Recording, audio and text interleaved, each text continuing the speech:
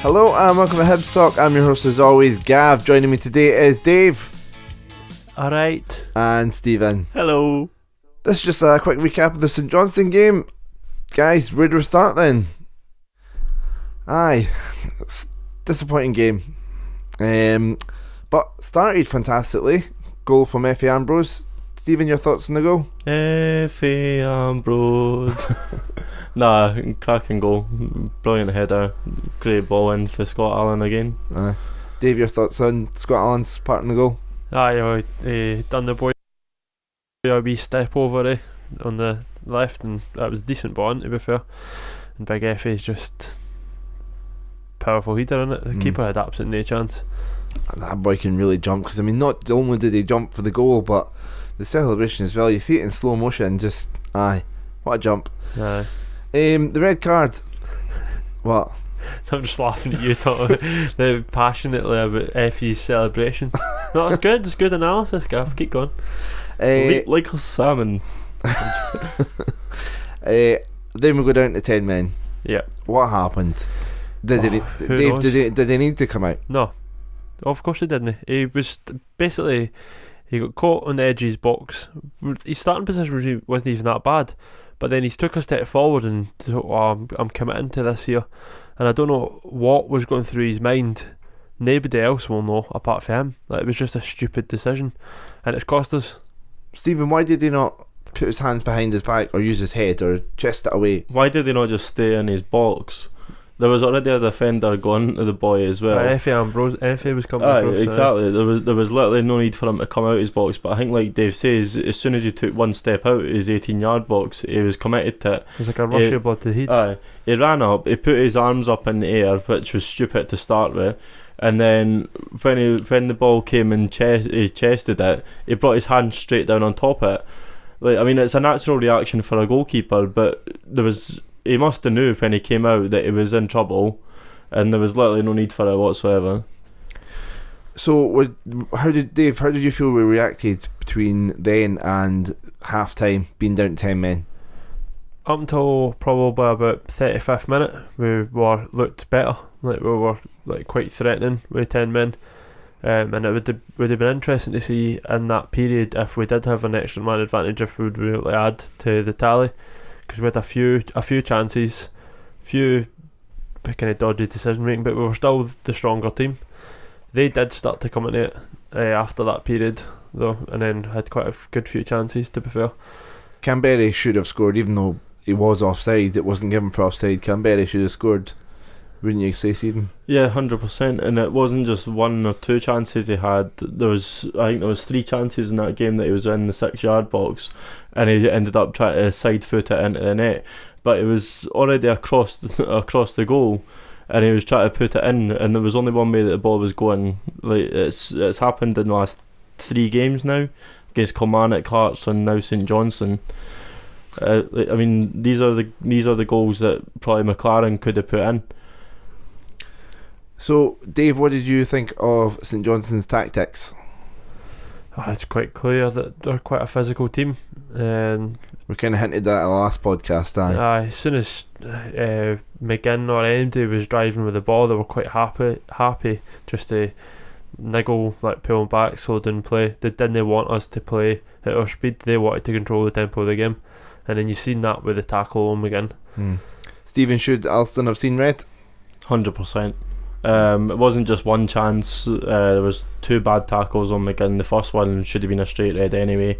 There was one about 3 minutes after it that could have been a second yellow anyway. So no, it should have definitely been off the park. And it wasn't just him, there was other players as well. So an interesting thing that we kind of commented on was the fact that you're down to 10 men. Players looked knackered. Bartley and Scott Allen in particular looked, and rightfully so, because they've been doing so much running. Why did it take Hibs so long to make a substitution? Well, we waited until it was one each. Why do we wait until it's too late to make? We done it against Kilmarnock. We waited until it was 2 each to bring on Bartley. What are we doing? That's bad. That's poor game management.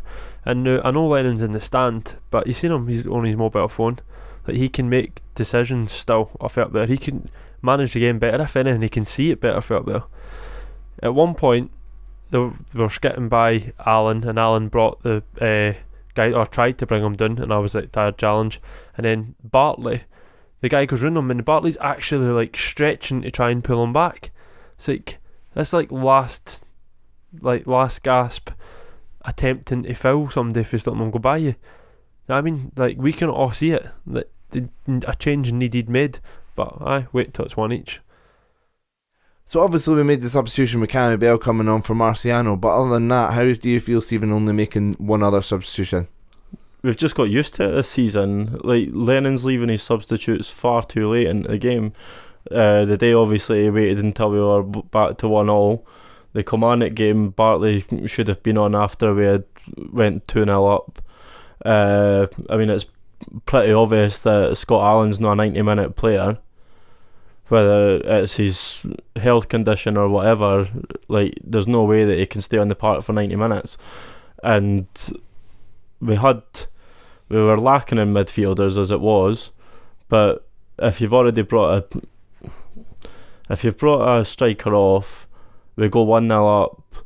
We were sitting pretty comfortable for the majority of the game, so I would say that could have easily brought on Shaw just to hold up the play. Maybe sat him back just behind Canberry.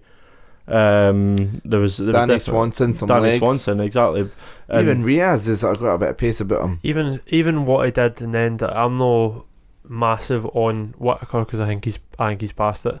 But if you're going to bring Whittaker on, bring him on at 1-0. What's the point of bringing him on at 1 each?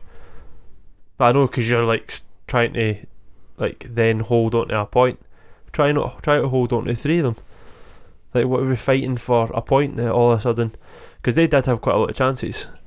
What I would say is, though, every single player that was in the park, there wasn't any like a bad performance or anything. Like, they all put in 100% effort, and it's quite hard to sit here and slate them because it's nothing. It's just a frustrating evening, really, when you look at it.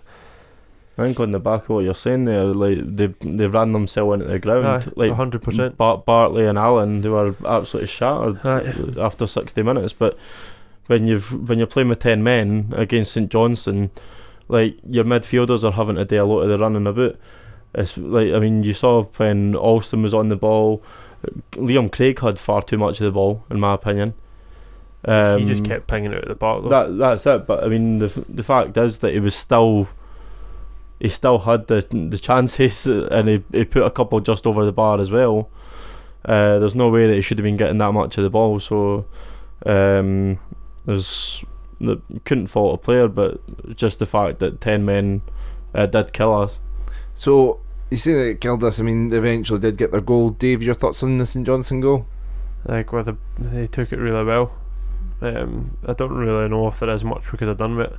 That the guy flicks it and through, first touch doesn't look the cleverest, to be honest, and then he fires it in.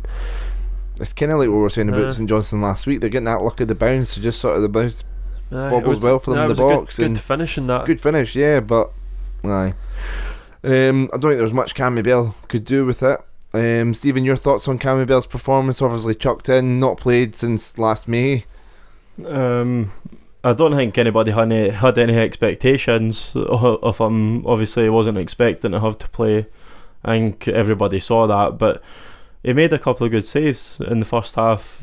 I mean, he got down well to deflect the ball wide, and then when he picked up the ball at the boy's feet, I mean, 2 cracking saves. He was obviously committed to it, but I think it's got to be a struggle over the next couple of games, especially against Partick and Hamilton, with him in goals. I don't know. I feel a lot more comfortable now that I've seen him, and I think it could be a chance Marciano could be back for the Hamilton game. But the thing is, like, you didn't expect teams like Partick and Hamilton to be making your keeper do much. Or Partick are really struggling in front of goal at the moment. You wouldn't expect that, but I know a lot of Aberdeen fans were really annoyed because they set up a back 5 away to Partick Thistle, who have been struggling in front of goal, and Aberdeen fans couldn't get their head around it. Neither one of them. I wouldn't be happy if we went to Partick and done that either. But on Cammy Bell, there's an argument that he was Hibs man of the match. You know what I mean? Like him and the way John McGinn was driving with the body, but some of the saves he made, a couple of them, well, one of them in particular was for his kick, to be fair, so he just redeemed himself. But the save at the end onto the crossbar, like you see, he does get his fingers to it. Aye. So we'll finish up with that then. Who is everybody's man of the match? Stephen? Stevenson. Dave? Oh, Stevenson's a really good one. Cammy Bell. Cammy Bell doesn't save that end, we lose. So I'll go John McGinn. Just the whole driving forward, just the amount of times we had pressure on the defence and he would get the ball and he'd do that little drive that he does and it just took the pressure off the defence. So yeah, I'll go for John McGinn. We'll put that up in a poll, the 3 people we've nominated, and see what everyone else thinks. See who everyone agrees with. I would say that's second away though. Yeah, unfortunately I think so. I think third's probably got to be the bench mark now. He's still aim for second, but I think that's that way. We couldn't afford any slip-ups. Kilmarnock will beat Rangers, I'm on. If that does happen, then fine, we're a bit closer, but then it's still an opportunity missed for me. Oh, it's 100% it's an opportunity missed. And it's all got to go down to Marciano. Saved us a couple of times this season, but he's just put us right in it there. Aye. Okay, so that'll do us for the podcast this week. Just a quick one to recap the St Johnstone game. It might be the international break, but we're not going anywhere. We've got a couple of different topics to discuss, and we're looking to set up an interview as well, so watch this space. Thanks for listening, folks, and thanks for coming along, Stephen. Cheers, mate. And Dave. No worries. Download Monk's Blood by Betting the Base.